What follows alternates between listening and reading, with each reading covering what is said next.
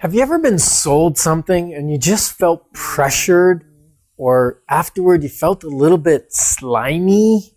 Or, you wake up in the morning, or even worse, in the middle of the night, and you go, oh, what have I done?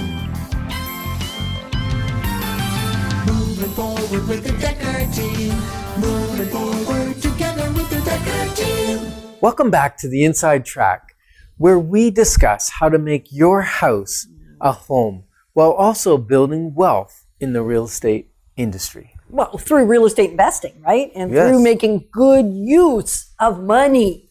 Making your money work for you rather than working for money. So we've been talking about consultations versus sales presentations. Yes. And I have a definition for Nice. consultation. So here are a few ways. Well, in the Cambridge Dictionary, it defines a consultation as a meeting to discuss something or to get advice. Right, I love that. Well, I do too, because it's about discussing something, not just being talked at, right? Who wants to be talked at or to. So that's the biggest way you're going to know whether you're in a consultation or a sales presentation. Interesting. Because if you're, as the client being served or potentially going to be served, doing very little talking, there's a good possibility, pretty much an assurance, that you're in a sales presentation. Okay, so what you're saying is if the sales rep is doing the majority of the talking, then they're not actually hearing what the customer Right. needs or wants. Right. So they're probably doing a lot of telling and maybe a lot of convincing. That kind of comes a little bit later. And yet that would be representative of a sales presentation versus a consultation. And it's really, I think, a little bit of a balancing act. Like consultation, you're asking, but the definition is it's a conversation. So you're asking a lot of questions of the client as to what their needs are. And then there has to be a certain amount of, well, we can meet those needs and here's how we do it. Or we can't. Or we can't meet those needs. Right. Yeah. And so if the sales individual is not asking questions of you as the potential client, then it's probable that you're sitting in a sales presentation. Yeah, and they're most likely flipping through a folder or on a laptop or something, and they're going through a set presentation, Right. which is all about them and all about the company and all about the product. Right. And sometimes as a client, I know I myself have wanted to know about the company, about the person that's going to serve me. Even in a consultation, I want to know about that person that's going to be helping me. And so what we've started doing quite a few years ago now, we in advance send I don't know if you want to call it a presentation, but an information package, a right fit guide, which says a little bit about who we are, what we're up to, how we've helped other clients, some client stories, and some videos, some of the Inside Track episodes, so that are hopefully geared to that person's specific situation. And so it's not that we don't believe you should get the information. It just shouldn't be in your consultation so that your time is being wasted when really the consultant should be there to have a conversation and hear what's going on for you. Right. So if your salesperson's asking for your business Right. before they really know whether you even need it, right? Yeah.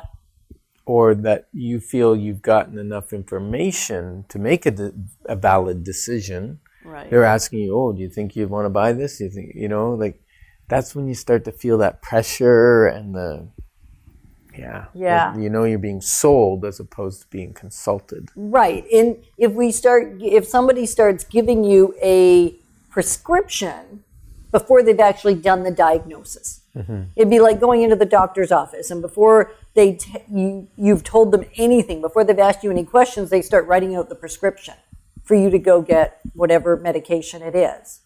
That doesn't work. No. We want to make sure there's a thorough analysis and understanding, which is really done through questions and then clarifying Right. through the questions. Right. And then you know you're being sold if after you say no, Yep. right? You believe you've gotten the information you need, Yeah. and you say no, and they continue to ask for your business, to maybe even Cajole, convince, offer, pressure. sometimes even offer a little less pricing Oh, or yeah. something, right? Because they do not want to leave without the sale. Right.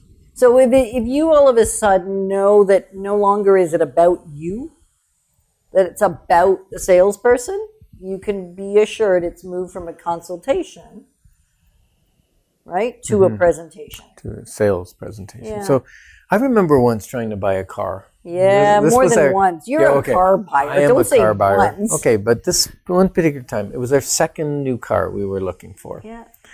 Not that we were going to have two new cars, but the other new car had worn out. And we went in, and the salesperson said the first question, which was okay, like, what's your budget? And I said, I don't know. I haven't been in the market for a car for 5 years. I don't know what they cost. Show Haven't me done any research. I'm just starting. Show me a car that I like. And where he failed was he continued to ask me about price and didn't ask me about what kind of job I had. Did I need a car that had a bit of prestige? Did I have a large family? Did I need a van? Did I need 4 doors? Did I need 2 doors? Did I want something sporty? Right. Do I He want didn't some- really explore what you needed. or He- desired? Or Even desired. Yeah, because sometimes it's... You don't really yeah. need it. It's Right. just desire. Right. And then he showed me their bottom of the line car that didn't even have carpet. It had vinyl floor in the car.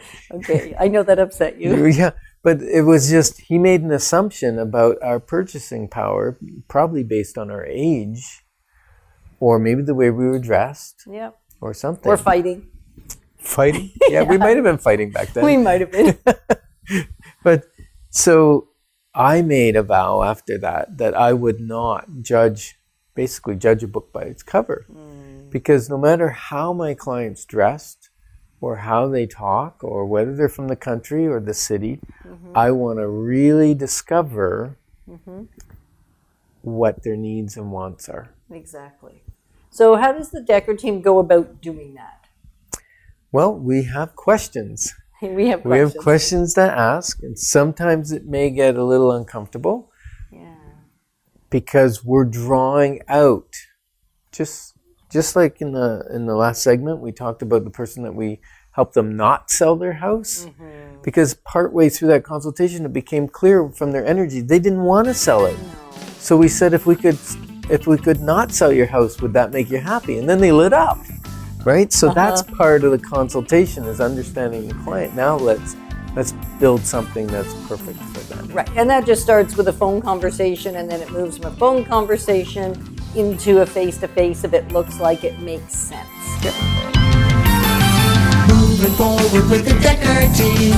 Moving forward together with the Decker team.